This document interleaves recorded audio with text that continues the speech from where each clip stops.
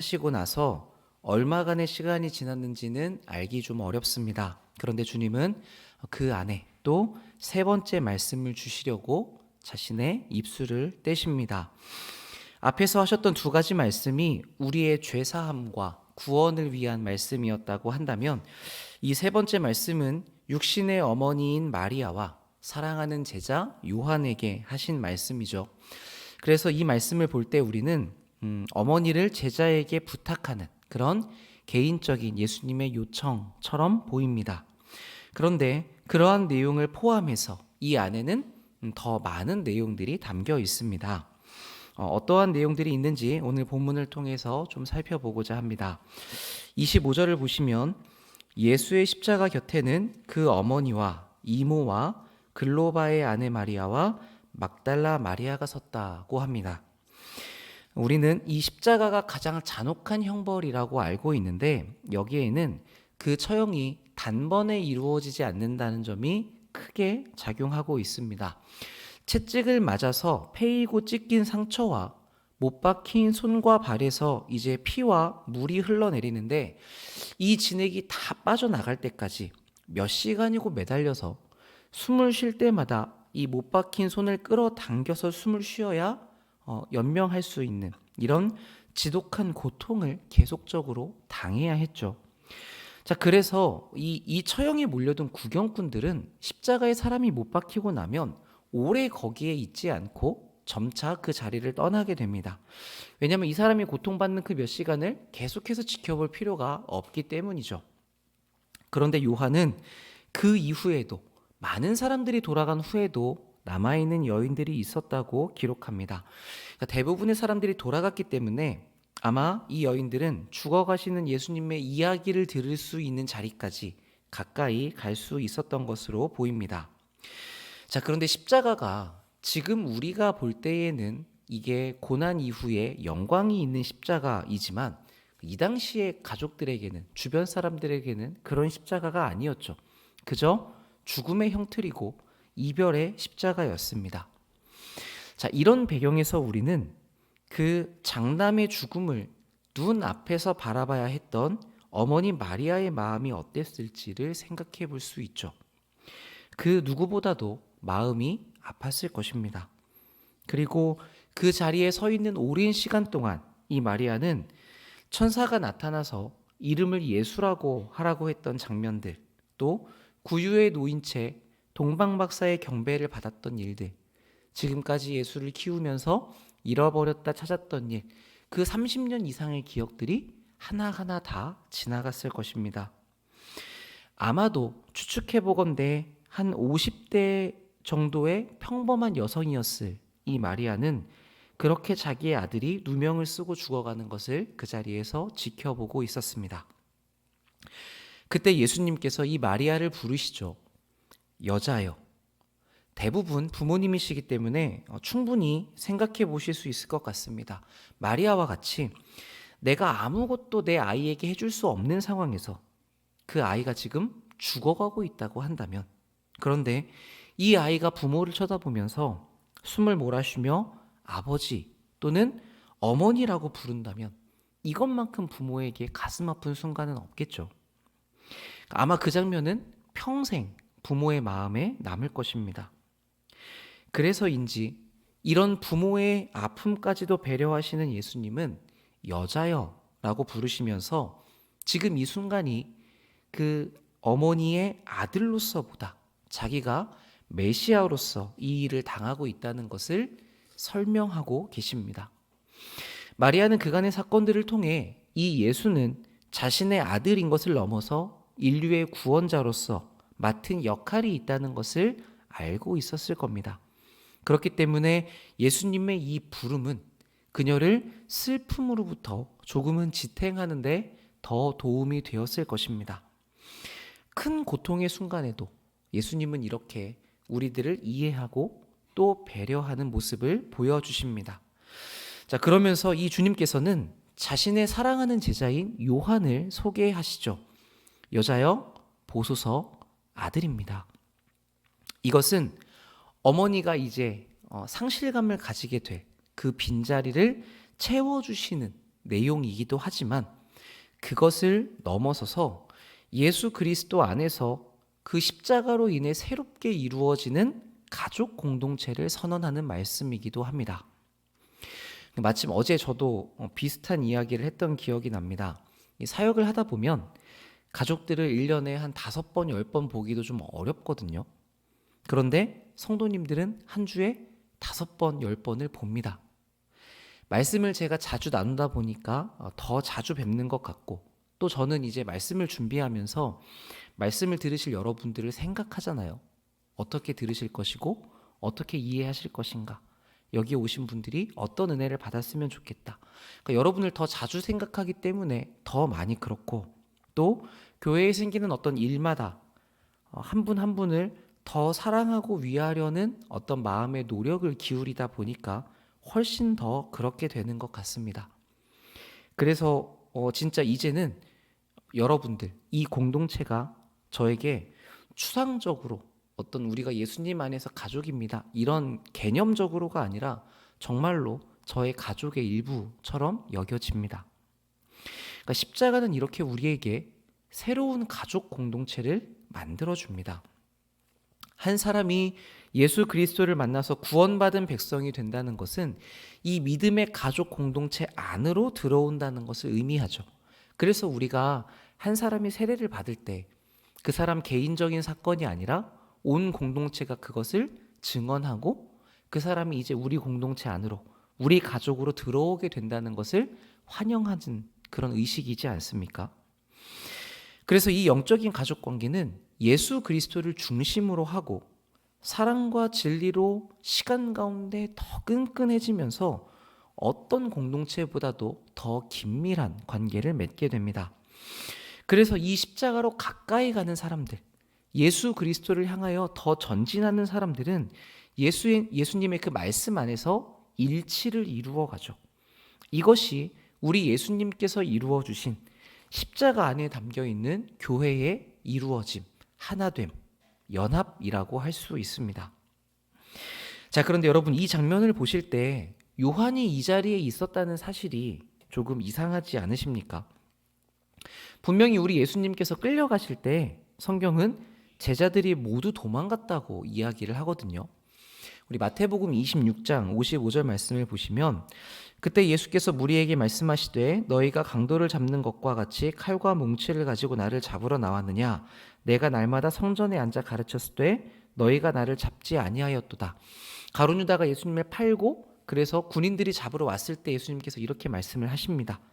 그런데 56절 말씀처럼 이렇게 된 것은 다 선지자들의 글을 이루려 함이라.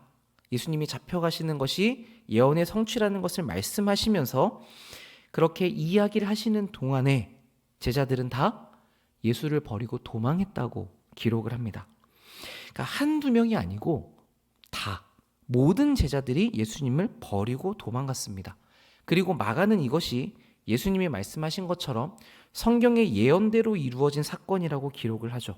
내가 목차를 칠 때 양들이 흩어질 것이다, 이 말씀대로 성취된 것이라고 합니다. 자, 그러면 지금 예수님이 십자가에 달리셨을 때 제자들은 이 자리에 없는 것이 맞습니다. 그런데 오늘 요한은 이 십자가 아래에서 그 예수님의 말씀을 듣고 기록하고 있죠. 그러니까 무슨 일이 벌어졌다고 생각해 볼 수 있습니까? 딱 기록이 되어 있지는 않지만 아마도 요한은 그 자리에서 예수님을 피해 도망쳤다가 십자가에 달리신 예수님이 운명하시기 전에 그 자리로 돌아왔던 것 같습니다. 우리가 알고 있는 것처럼 이 요한은 스스로 주님의 사랑하시는 자라고 기록했던 사람입니다. 예수님의 품에 안겨서 식사를 했던, 그 누구보다도 예수님의 사랑을 많이 받았던 제자였죠. 그런데 그마저도 예수님을 배반하고 도망갔습니다. 우리는 흔히 이 예수님을 피해서 도망친 제자를 수제자인 베드로만 생각을 하지만 그는 대표격으로 그렇게 이야기가 되는 것이고, 예수님께서 가장 고통 가운데 계셨던 순간에는 모든 제자들이 다 예수님을 피해 도망쳤습니다.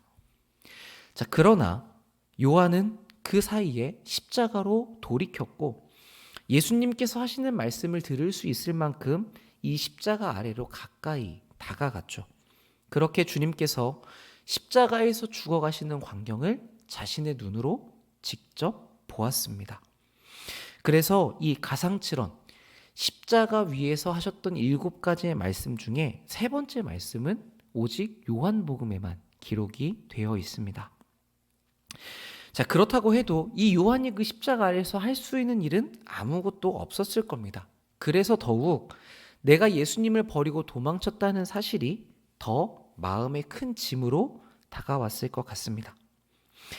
그런데 그때 주님은 십자가 위에서 못 박혀 숨을 몰아쉬시는 채 고통 가운데 이 요한을 바라보고 계셨습니다. 아무 말도 하지 않은 침묵이 이어졌지만 요한의 마음속에 일어났던 어떤 죄책감과 후회와 돌이킴을 예수님은 다 알고 계셨을 것입니다. 그런 중에 주님께서 요한을 향해서 한마디를 내뱉으시죠. 보라, 너의 어머니이다.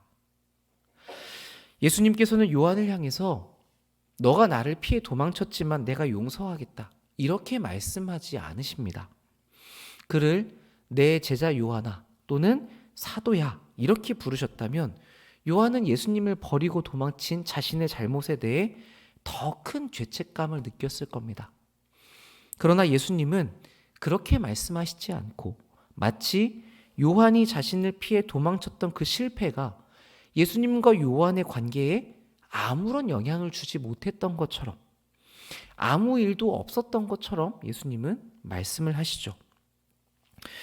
우리는 신앙생활을 하면서 하나님의 사랑을 많이 경험하면 많이 경험할수록 덜 실패할 것이라고 생각합니다. 우리가 성숙하면 성숙할수록 하나님 앞에서 더 떳떳한 자녀가 될 수 있을 거라고 생각을 하죠. 그런데 사실은 그렇지 않은 모습들이 많이 있습니다. 하나님의 사랑을 계속적으로 경험을 해도 우리는 계속해서 실패를 하게 됩니다. 오히려 어떤 면에서는 적게 사랑받은 사람은 조금 쉽게 넘어지지만 큰 사랑을 받은 사람은 크게 넘어지는 때가 있습니다. 그러면서 우리 자신을 깨달아가죠. 아, 내가 하나님 앞에서 이런 존재구나. 이렇게 약하고 하나님 앞에서 당당하게 설 수 있는 사람이 아니구나. 내가 하나님의 사랑을 받으면 강해져서 그래서 더 이상 하나님 앞에 부끄럽지 않은 사람으로 설 수 있을 줄 알았는데, 그렇게 실패를 줄여갈 수 있을 거라고 생각했는데 내 삶이 그렇지 못한 삶이구나. 사실 우리가 생각하는 것처럼 내가 하나님의 사랑을 많이 받아서 그래서 하나님 앞에서 더 잘하는 떳떳한 사람으로 서겠다, 이게 성숙을 향해서 참 좋은 방향이지만 그 이면에는 어떻게 보면 더 이상 하나님의 긍휼이 필요 없는 사람이 되겠다는 말과 같은 것일 수 있습니다. 그렇지만 우리는 계속 실패하는 사람이어서 갈수록 하나님의 자비가 더 많이 필요한 사람이 되죠.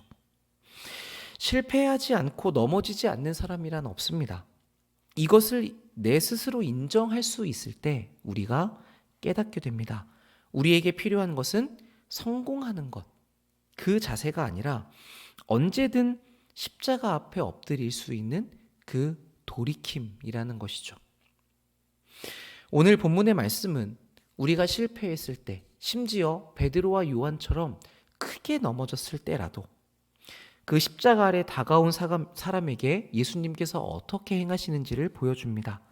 따져 묻지 않으시고 그 후회하는 마음에 대해서 아무 일 없었다는 듯이 받아주시죠. 베드로를 찾아가셨던 예수님도 그렇게 말씀하시지 않습니까? 너 그때 왜 그랬냐? 그런데 내가 용서하겠다, 이렇게 말씀하시지 않고 너 나를 사랑하느냐? 여전히 그 주님과의 관계 안에서 물으십니다. 십자가 아래 돌아온 사람에게 주님은 이렇게 대해 주시는 것이죠. 특별히 그 자리에서 주님은 요한에게 직접 이렇게 말씀하셨습니다.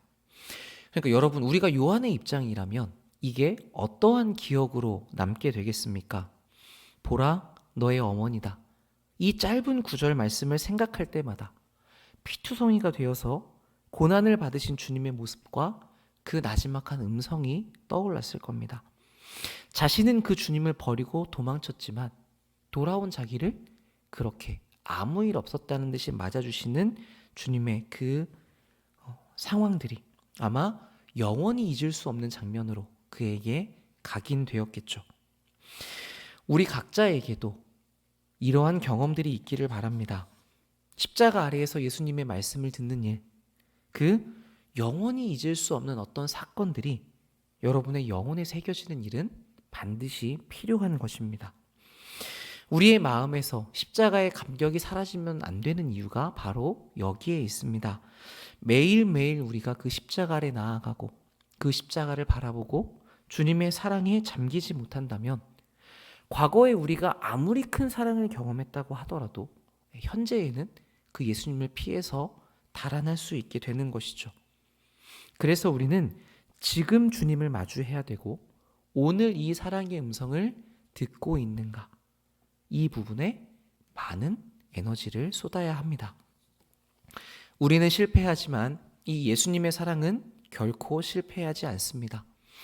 그래서 돌이킨 우리에게 곧장 우리는 가족이라고, 깨어질 수 없는 관계라고 선언하십니다.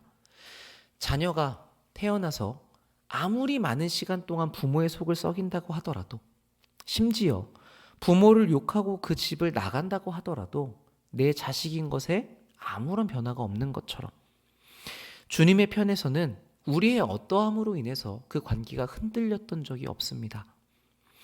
그래서 오늘도 예수님의 관심은 우리가 무엇을 잘못했는지 그 과거를 찾아내서 처벌하거나 내가 너를 이렇게 용서해줬다고 생색내시는 것이 아니라 우리가 주님과의 관계 안에 이미 있다는 것을 인식하고 이 한몸된 연합을 따라서 살게 하시는 것에 우리 주님의 관심이 있는 것이죠.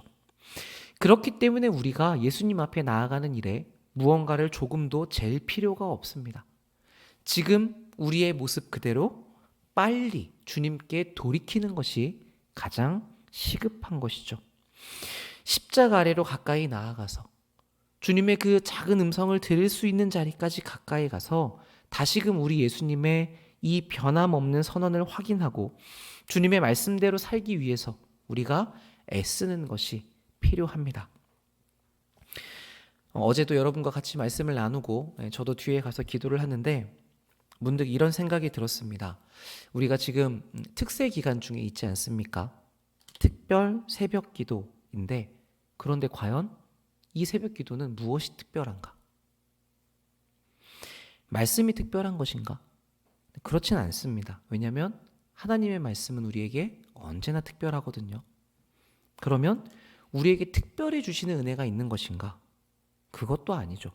하나님의 은혜는 언제나 우리에게 더할 수 없을 만큼 주어집니다. 그래서 성경은 뭐 특별한 은혜가 있다 이런 표현을 쓰는 일이 별로 없습니다. 그렇다면 이 새벽 기도회를 하는 방식이 특별한 것입니까? 그런데 크게 다를 바가 없죠. 그러면 도대체 이 특별 새벽 기도회는 무엇이 특별한 것인가? 그것을 고민해 봤는데 하나님 앞에서 우리의 마음가짐과 자세가 특별해야 되는구나 라는 생각이 들었습니다. 특별함. 그러니까 평소와는 우리의 마음이 아주 달라야 한다는 것이죠. 무엇이 달라야 하는 것입니까? 시내산에서 하나님을 만나기 전에 모든 백성이 준비하고 옷을 빨고 그 시간들을 보냈던 것과 같이 마음을 새롭게 했던 것과 같이 내가 주님 앞에서 이전과는 확연히 다르게 하겠다는 그 마음이 필요한 것입니다. 우리는 너무나 쉽게 타성해졌기 때문에 너무 쉽게 익숙해지기 때문에 자주 내 자신을 다르게 만드는 그런 돌이킴이 요구가 되는 것이죠. 예수님의 십자가로부터 어느샌가 멀어져서 메마르고 건조한 신앙생활의 어떤 괴로움을 겪고 계시다면 거기서 돌이켜서 이 십자가 아래로 가까이 나아가십시오. 이 내용이 너무나 추상적이어서 십자가 아래로 간다는 것이 무엇인가? 그것을 도저히 모르겠다 하신다면 예수님, 제가 십자가 아래로 나아가겠습니다. 그러니 저를 받아주십시오라고 이 짧은 내용을 진심을 다해서 반복하며 기도하는 것으로 시작해 보십시오. 그렇게 이번 한 주의 기도가 어떤 외부의 특별함, 바깥에서의 달라짐이 아니라 나를 특별하게 만드는, 내 마음을 새롭게 하는 그런 기도가 되기를 바랍니다. 그때에 언제나 그랬듯이 탕자를 안으시는 아버지께서 우리에게 왜 그랬느냐는 정죄나 원망도 따짐도 없이 내가 너의 아버지라고, 우리가 한 번도 이 관계에서 실패한 적이 없다고 하시는 말씀을 들으실 수 있을 것입니다. 이 영원하게 남을 기억, 십자가를 통한 우리 주님과의 깊은 만남이 사랑하는 우리 모든 주님의 가족들 위해 함께 있기를 예수님의 이름으로 축복합니다. 아멘.